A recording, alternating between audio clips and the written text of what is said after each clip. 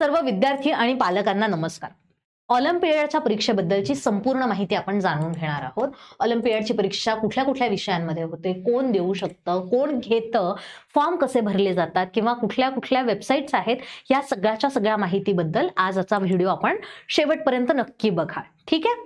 तो ऑलिम्पियाडची परीक्षा सगळ्यात पहिलं सगळ्यात महत्वाचं काय असते ऑलिम्पियाडची परीक्षा. ठीक आहे. ऑलिम्पियाडची परीक्षा कशासाठी घेतली जाते, तर शालेय स्तरावर जे विद्यार्थी आता शाळेमध्ये आहेत, 10वीच्या खालचे आहेत, 12वीच्या खालचे आहेत, 12वी पर्यंत. आता आपल्याकडे 11वी 12वीला कॉलेज कन्सिडर केलं जातं, परंतु जर तुम्ही इंटरनॅशनल लेव्हलला गेलात, तुम्ही जर भारताच्या बाहेर गेलात, पौर्वात्य किंवा पश्चिमात्य देशांमध्ये जर तुम्ही गेलात, अमेरिका, USA वगैरे जर तिकडे किंवा UK साईडला तुम्ही बघितलं, तर तिथे 11वी 12वीला सुद्धा शाळेमध्येच कन्सिडर केलं जातं. बरोबर.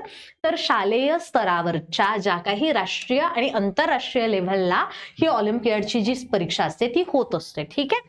शालेय स्तरावरची राष्ट्रीय आंतरराष्ट्रीय स्पर्धा, ज्या काही आपण शाळेमध्ये असताना कन्सेप्ट शिकत असतो, ज्या काही संकल्पना आपण शिकत असतो, विज्ञानाच्या झाल्या, गणिताच्या झाल्यात किंवा आपल्या इतिहास भूगोलाच्या झाल्यात, कम्प्युटरच्या झाल्यात, आजचं जे काळ आहे तो कम्प्युटरच्या याच्यामध्ये जास्त डिटेलमध्ये उतरतो, तर ह्या सगळ्या संकल्पनांवर आधारित ही परीक्षा जी आहे ती होत असते. ठीक आहे. बुद्धिमत्ता आणि तर्क या गोष्टीला, म्हणजे आता हे कन्सेप्ट आपल्या क्लिअर झाल्या, पण त्या कन्सेप्टवर आधारित जी काही आपल्याला स्वतःची मेंदू चालवायचा असतो, ऍप्लिकेशन जे असतं, त्या कन्सेप्टच्या ऍप्लिकेशनसाठी ह्या ज्या परीक्षा असतात त्या महत्वाच्या असतात. ठीक आहे.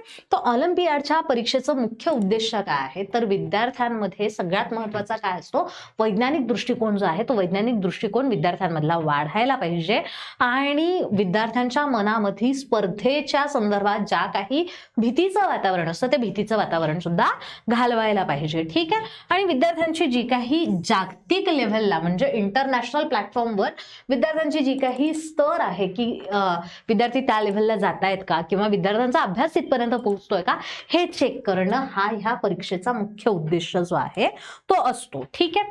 तर मग आता ही जी ऑलिम्पियाडची परीक्षा आहे, या ऑलिम्पियाडच्या परीक्षेमध्ये कुठले कुठले विषय घेतले जातात, तर सगळ्यात महत्वाचं गणित IMO, त्याच्यानंतर विज्ञान NSO आणि SOF अशा दोन विज्ञानासाठी आहे. ठीक आहे.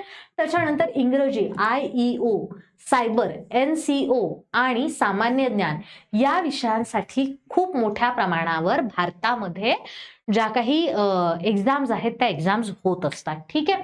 तर आता या एक्झाम्स मध्ये जर समजा आपण आपले जे काही विद्यार्थी आहेत ते विद्यार्थी या एक्झाम्स मध्ये पास झाले, तर त्यांना सगळ्यात पहिलं काय मिळणार आहे, प्रमाणपत्र आणि पदकं मिळणार आहे. त्यांना वेगळ्या वेगळ्या स्कॉलरशिप्स मिळणार आहेत.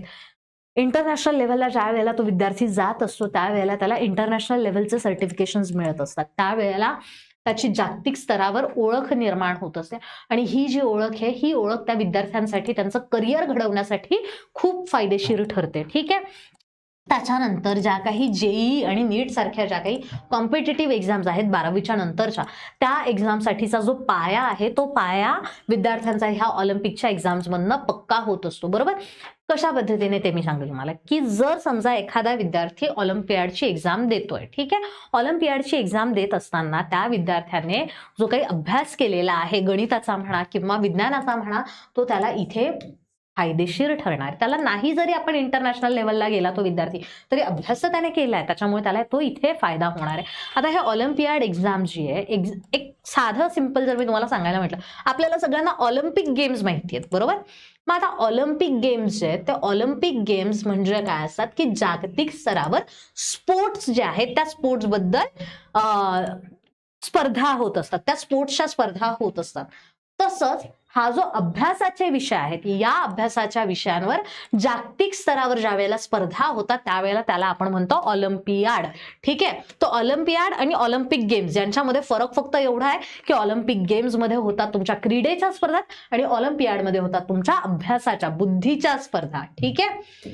तो या एक्झाम मधनं जे लोक पास होतात, आता मी तुम्हाला हे इंडियन टॅलेंट ऑलिम्पियाड जे आहे त्याच्याबद्दलची माहिती सांगते, की त्याच्यामध्ये जे पास होणारे रँक 1 येणारे जे 8 स्टुडंट आहे त्यांना 1 लाखाची स्कॉलरशिप जी आहे ती मिळत असते. त्याच्यानंतर 10 विद्यार्थ्यांना 40,000ची स्कॉलरशिप मिळत असते. त्याच्यानंतर 10 विद्यार्थ्यांना 20,000ची स्कॉलरशिप मिळत असते.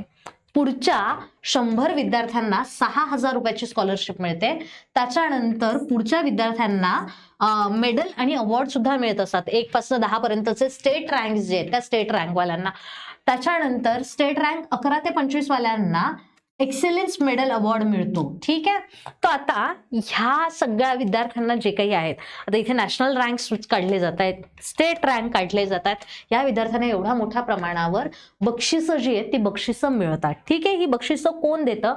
तर आता हा जो मी तुम्हाला दाखवला, हे जे मी तुम्हाला दाखवलं ना आता, हे मिळतं तुम्हाला इंडिया टॅलेंट ऑर्गनायझेशन यांच्याकडनं जे ऑलिम्पियाडची एक्झाम होते त्याच्याकडनं. ठीक आहे.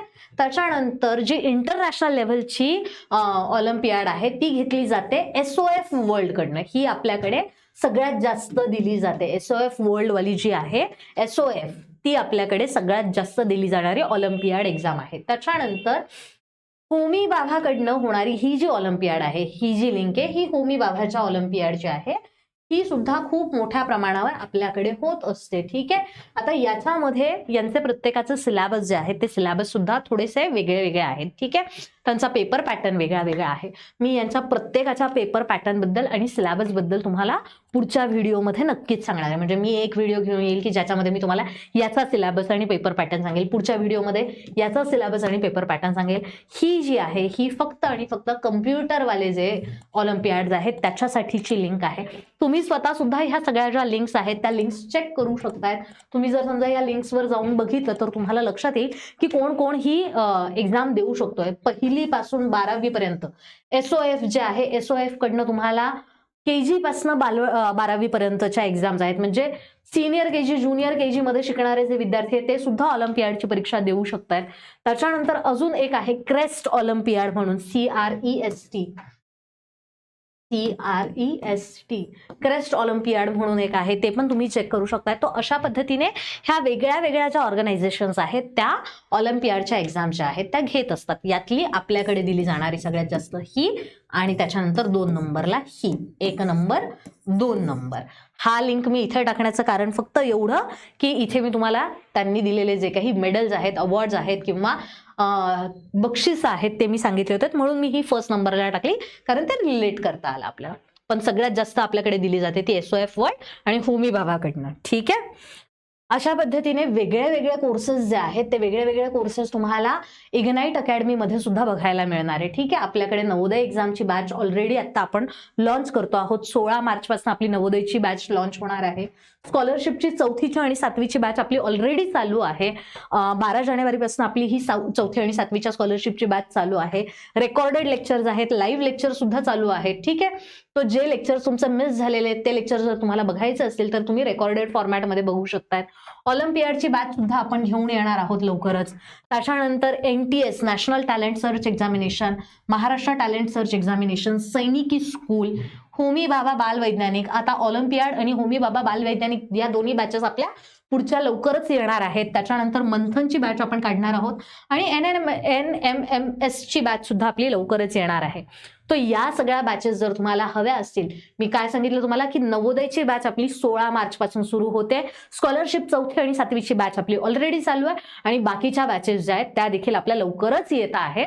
तो या सगळ्या बॅचेस जर तुम्हाला अतिशय वाजवी दरात हव्या असतील तर इग्नाइट पाठशालाचे ऍप डाउनलोड करा.